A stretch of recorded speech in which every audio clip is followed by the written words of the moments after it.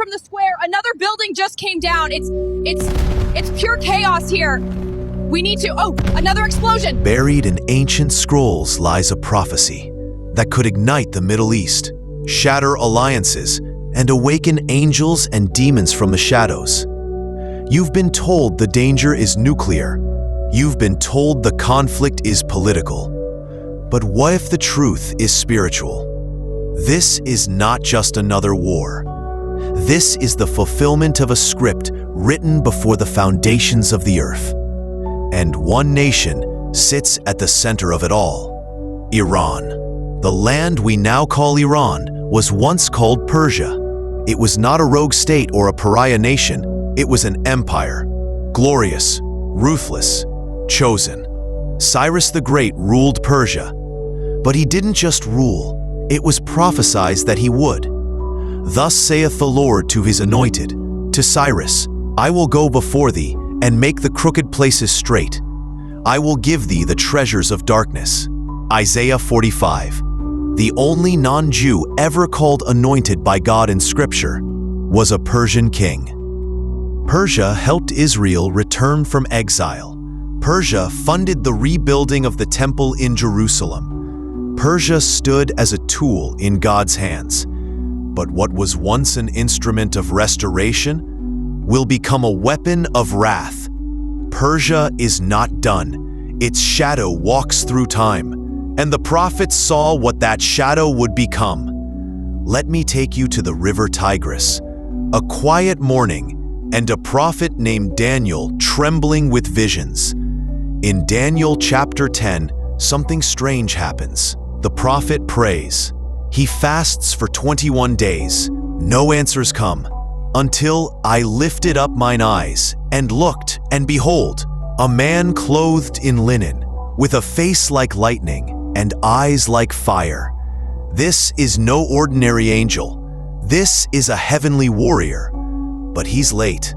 The prince of the kingdom of Persia withstood me 21 days. Who is this prince? Not a man, a principality, a demonic power assigned to Persia.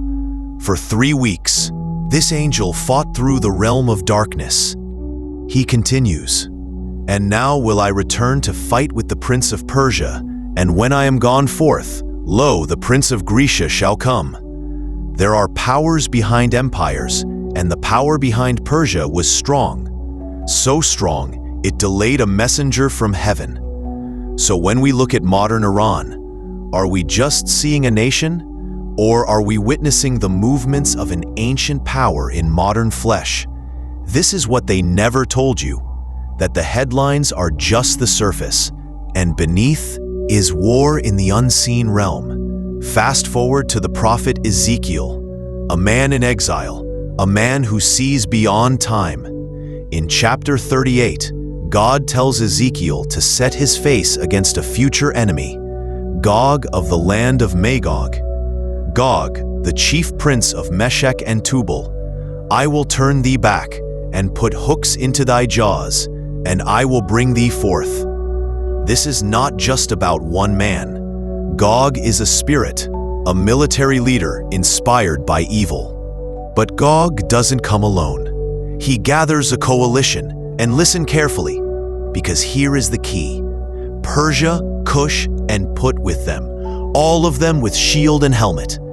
Persia, modern-day Iran, is not just mentioned, it is named directly.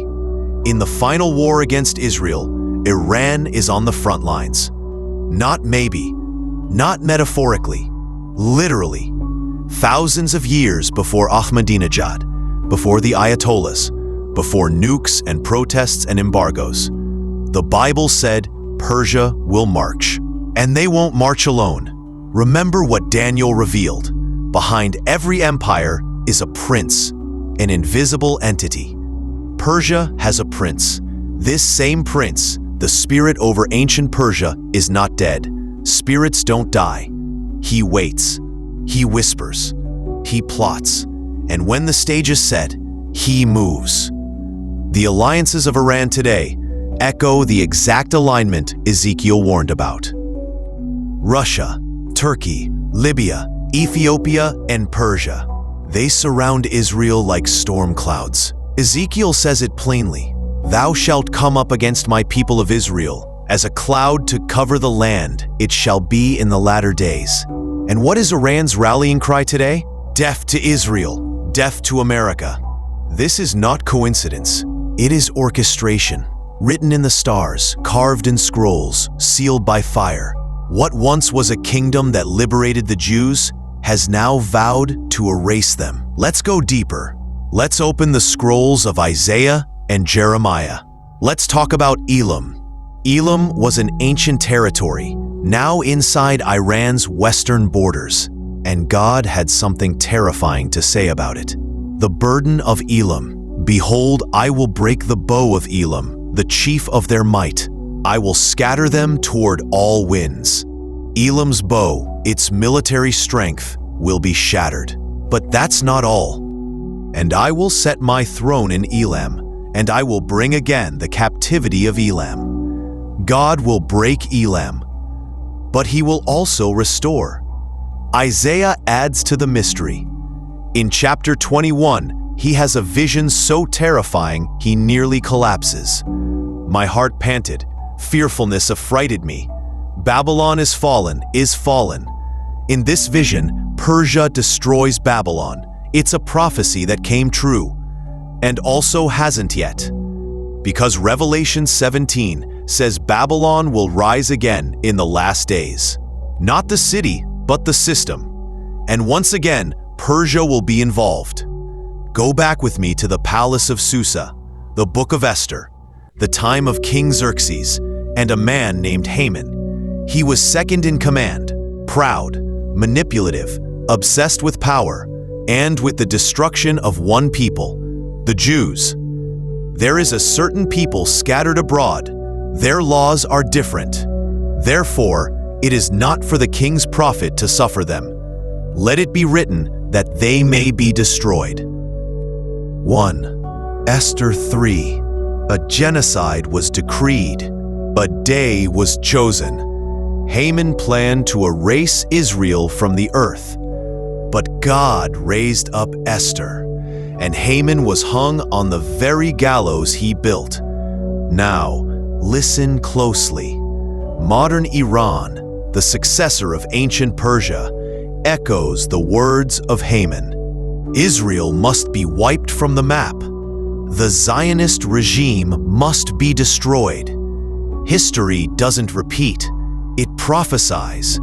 The spirit of Haman has returned, but this time it's armed with missiles.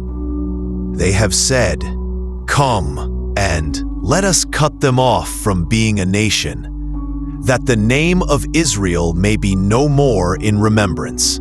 Psalm 83. The Bible reports the hatred, names the alliances, warns the timing, and still the world sleeps. Ezekiel 38 gives us the moment.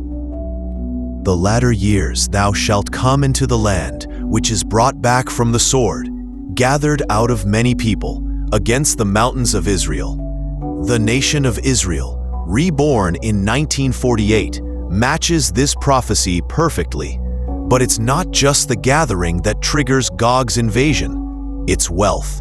To take a spoil, to take a prey, to turn thine hand upon the desolate places, upon the people that are gathered out of the nations, which have gotten cattle and goods.